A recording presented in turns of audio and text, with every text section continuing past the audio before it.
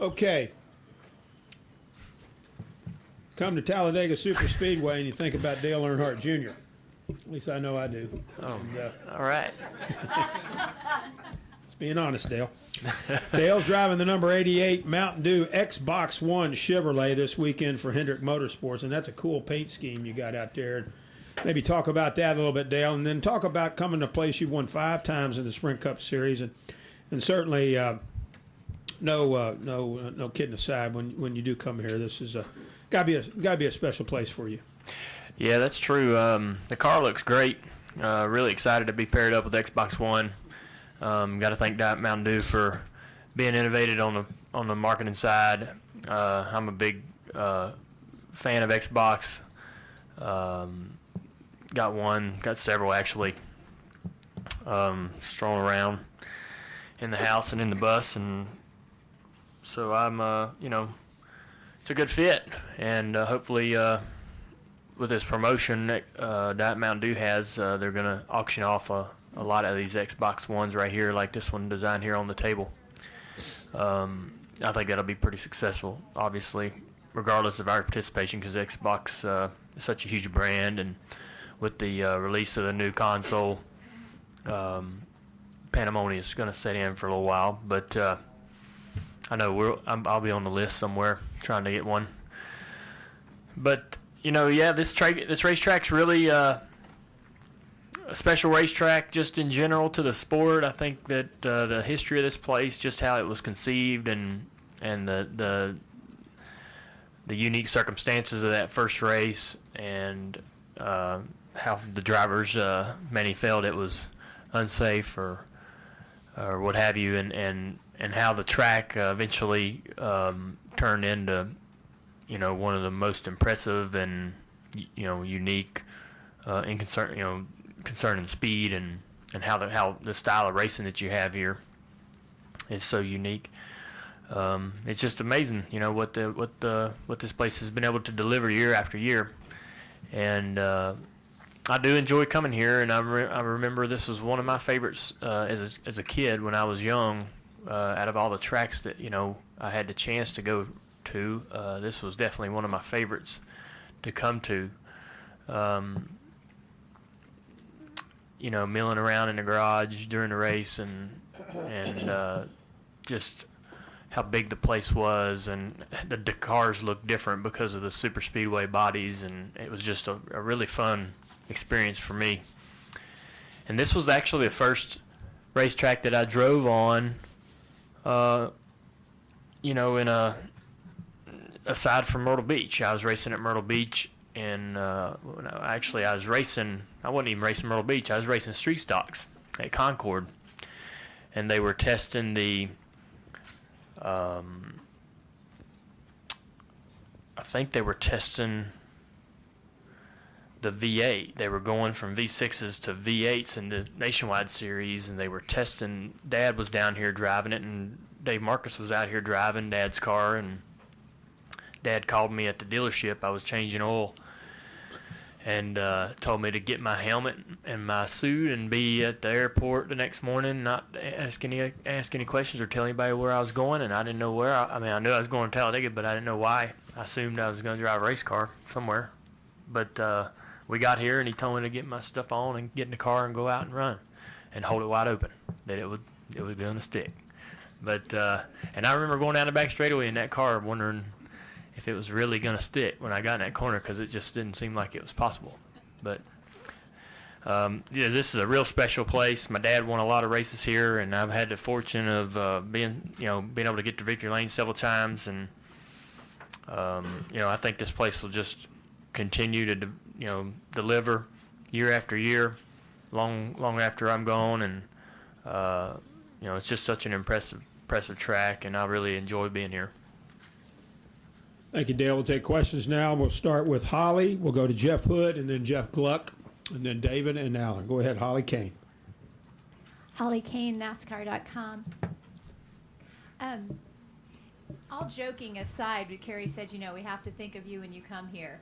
You are the sport's most popular driver, but do you get the extra love that you get here at Talladega? and do you still get a kick out of that? Because, I mean, it really is unlike anywhere else. And Yeah, I think that we were winning so many races there in a short period of time, from 01 to 04, and you know, when we weren't winning, we were running second or third, and always in the middle of the race for the lead. And I think maybe our personality is a good match for this area. I have had a lot of friends down in this area and spent a lot of time down here hunting, and for whatever reason, it's just been a real comfortable area for me to be in. You know, you travel all over the country racing in all the different parts of the country, and some places you feel almost like you're at home, and this is one of them. So, I think that Dad really started all that with the success he had here, and we came in. I came in, and our DEI team came in and just kind of inherited already a pretty loyal fan base. This sport's got the most loyal fans as it is already, and so we sort of adopted a lot of people, and we were able to go out and win, and that endeared them for some time now. And yeah, I think it makes it fun to come here knowing you got a lot of people excited to see you run. And as soon as the race starts, I mean, when you're standing on the line out there before you even get in the car, the first thing you're thinking about is how fast you can get to the lead, because you know a lot of people want to see you leading the race, and they come here to cheer that specific moment and hopefully see you go to victory lane, and you just want to produce as soon as you can. Let's go to Jeff Hood and then Jeff Gluck, please.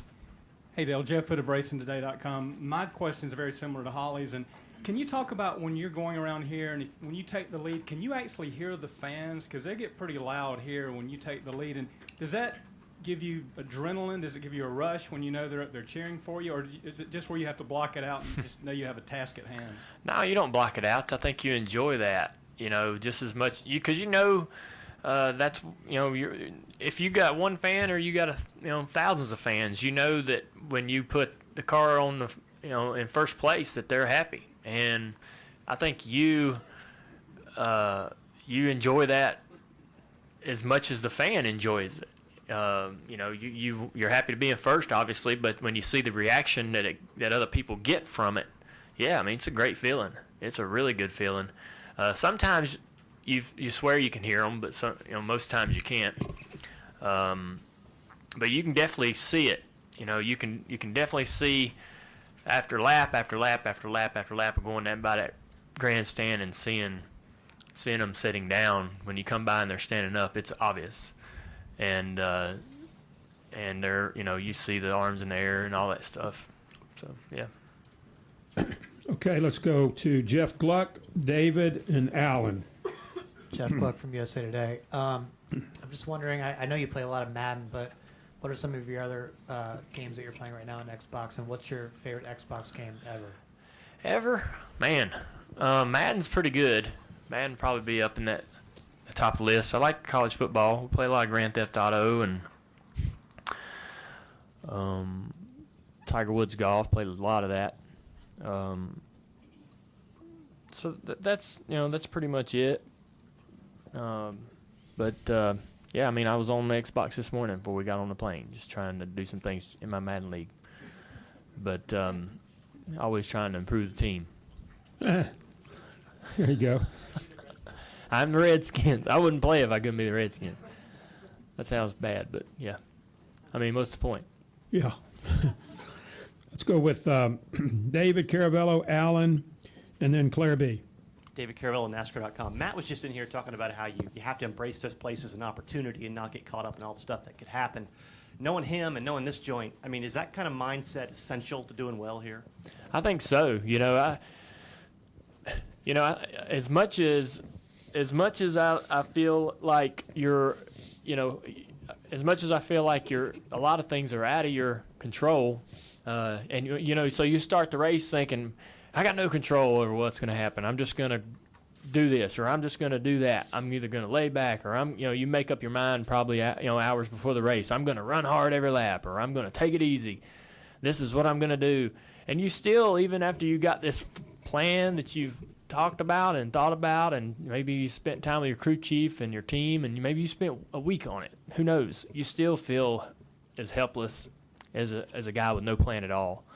But it's just because it's so many things are out of your hand. But I think you can psych yourself out, and you can definitely anticipate negative results and negative things happening so much that you almost guarantee that as your fate. I think if you think positively, man, this is going to work. I'm going to make the right choices when things aren't quite working right. I'm going to keep striving and keep pushing, and I'm going to make this a good result. I'm going to get something out of this today. Typically, it works out. Typically, that attitude is going to prevail over, man, this ain't going to work.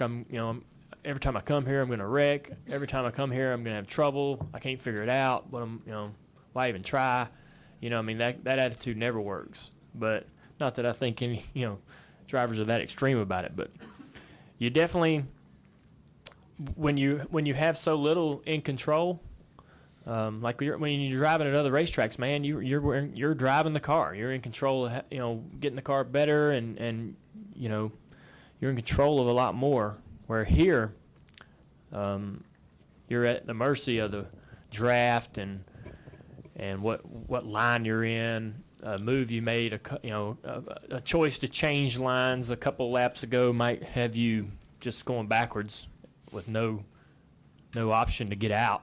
You're trapped in that box, trapped by the cars around you to sort of ride that decision out for a few more laps. That's kind of frustrating. But you have to stay positive. I think to not end up in that crash or not end up having a terrible result because you make all these terrible choices. You have to stay positive and keep pushing and get really try to stay positive. I mean, it's just something you'll make 5 bad decisions, but that one right decision you make might be the one that gets you where David Reagan ended up, right? So I mean, just like that, he wins the race. So you just got to keep plugging away, and you're gonna make a lot of bad decisions. You just got to get ready for that. Kind of up against the time here. We got 3 more. Sorry, can't get to everybody, but Claire B, George Diaz, Paul Newberry. Claire B. Lang, Sirius XM NASCAR Radio. Over the twists and turns of the car and whatnot, and the way people have raced, have you got better? Have you gotten better and then worse and then better and then worse, or up and down with it all? Where are you at now in the back and forth of it all? Well, we haven't. I haven't. As far as how Talladega's went, yeah, definitely. Feel like I'm waiting on something good to happen. I don't think that. I've made too many bad decisions, I suppose. I really don't look back over each race and go, man, this is exactly where I went wrong, or so I don't take account or take a record of everything, but I feel like we haven't got the job done, and this is a place where I feel like I should know what I'm doing and shouldn't be able to go out there and get a great result every time. And so every time you show up, you're thinking that this might be the weekend that you get it kind of turned around and put things back in the right direction. But hasn't been going great here. As great as I want it to go here lately. We've torn up a lot of cars and been frustrated most times when we leave here, but I still come back as confident and excited about the opportunities as ever, and that's the way we feel this weekend. The package changes a lot, and you got to adapt. And maybe I haven't adapted as well to some of the packages, or maybe, I'm, just not making the right decisions. You got to make all the right decisions in the draft to put yourself in a position to win, and I haven't been doing that to win these races here, but. My confidence and my determination has not changed a bit. But yeah, I think you got to adapt, and I don't think I've adapted as well as I've needed to the way this package needs to be ran. and but I'm gonna stay open-minded to that and try to do a good job this weekend of putting the car where it needs to be and making better decisions that put me in position to have a shot at it. I just want to have a shot at it. You know, we haven't really even done that. Every time we've had these late restarts, we've been in the back or outside the top 10, or just things haven't gone the way we need them to go at the end of these races to have a shot and be up close to the front to make a move at the last few laps, and that's the goal this weekend. Let's go over here to George. Over your right there, Dale. Over here, Dale. George Diaz, Orlando Sentinel. You more than anybody else can relate to the whole popularity thing with Danica. Does NASCAR need her to be successful, eventually at some point, in terms of her results? I think that she needs it more than NASCAR needs it. I think that for her, she wants it. She wants to be successful and strives to be successful, and that's on her. That comes down to whether she can get it done or not, and whether time will tell. But I don't think that the sport wins or loses either way. Obviously, I mean, if she's successful, it's a plus. But no matter what happens to any of us, the sport goes on, and the health of the sport is the needle doesn't move a whole lot, depending on individuals. It's really a sport of so many people and so many different drivers and so many different personalities. You move one out and put another one in. I don't think the needle moves a whole lot, no matter who we are, me or anybody. Go ahead, Paul. Far right there, Dale. One more right here, Dale. And the last ask you about another driver as well. Jeff Gordon this year, he was commenting earlier, people early in the year asking, kind of giving up on him, talking about when's he retiring, how many more years does he have left. What have you seen in him that's allowed him to sort of turn it around this year? You've been around the sport a while. Is he driving? Is he kind of got that passion and style back that maybe he had a few years ago, more in his so-called prime? I think Jeff would tell you that he's not been as successful this year as he'd hoped, he is as determined as I've ever seen him. I've only spent a few years actually as a teammate, but I've known him for a long time, and his determination and how he goes through the process of working working a race weekend, being tenacious and trying to figure the car out and working with his crew and utilizing practice. I mean, he puts in the effort, and the desire is definitely as strong as it's always been, as far as I can tell. And I think that he's just a real talent, and they're just trying to find the right combination of things to sort of get their team where it's successful every week. I think that they show the potential of that off and on, and you see them win a race here and there and have a struggles from time to time. They're just trying to find that consistency. But yeah, I mean, he definitely, he's got the confidence that he's the best guy out there and wants to go out there and prove that every week. And I see that in him, in his demeanor and his body language every week. So, I like having him as a teammate because of that, because of his determination. Dale, thank you for coming in, and Thank good you. luck this weekend, okay? All right. Thank you.